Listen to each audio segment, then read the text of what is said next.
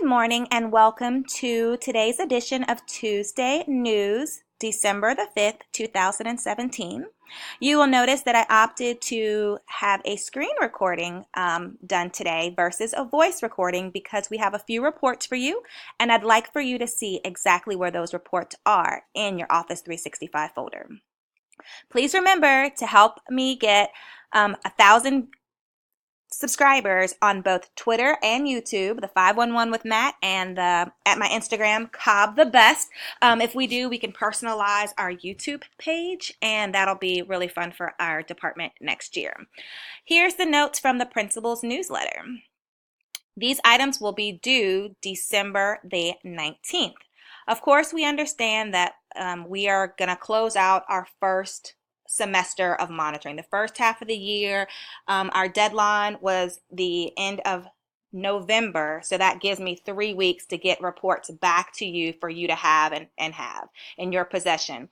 Anything that you need for the month of December, please remember to have any activities uploaded to your Office 365 folder for the month of December by December the 19th, because we check every folder at the end of the month. So I'll be checking that December family engagement folder then. In addition, please return all of the yellow and blue envelopes with a copy of those return request emails. Every now and again, we have to tweak a few things. I'll send you an email that says, hey, please upload this or adjust this and return it to our office. I'm working on some of those right now from November, so they'll be out to you next week, and we just really want you to try to have those back before we leave for the winter holiday so that we can get things back to you in a timely fashion. As far as reports go, our first report is the monthly parent support checklist, and I want to show you where that is located. So every month you actually upload whatever family engagement support sessions and workshops that you do. So I want to show you where those are located. I'm going to go into Ackworth's folder on Office 365. I'm going to locate the monthly parent support folder that has all of our 12 months of school there. Once we click there, you'll notice you have all of your months. We check these months at the end of each month. There'll be a new report for you, and it'll simply say your school name plus report. When you click this report, I want you to check for a few things and make sure we have everything correct. The school-wide plan, the policy, the compact, and the Title I district webpage link are there. This school says that they don't have the policy. If I overlooked it because I'm human and I make mistakes, simply send me a response on the help desk and say, hey, Nat, you said I didn't have this. This is where it is. Please check it again, and I'll go back in and update your reports. You'll also notice that every month is accounted for because each month we go and we look. So if you have an activity, they had a literacy night in September that was held on 9/21, we've written that down. So you should have all of you July through November meetings here because we check those at the end of November. You'll notice no one's going to have anything in December because you hadn't uploaded your December just yet. What I'd like for you to do is I'd like for you to print this out. You can sign it and you can date it. You do not have to send it back to our office, but I do want you to file this in your folder. In your binder, everybody has, and I'll just stick this in here, 6.2 and 6.3. So again, I'll say that. Please file this signed and dated in your monitoring binder under 6.2, 6.3. Because when the State Department comes out, they want to check these and they're going to be looking in that binder. The next report that we have is the staff professional development survey. I'd like you guys to know that we ran all the reports for the first staff development, which was the one that we did. The staff development for the second will be in your folders probably the first week of January, but you have until the end of the month to finish those. So lots of schools still are getting those done. So let me show you where those reports are also. Go back to Ackworth's folder. When you find your folder, you're going to find the Staff Professional Development folder. And of course, you have 1, 2, 3, and 4. If you click in Fall for the first one, you're going to see your report there. You'll see your report, and here's all of the comments that everybody said. We didn't take anything out. We didn't remove anything. So there you have it. You can print that out. You can tally it up, add it, discuss it with your peers.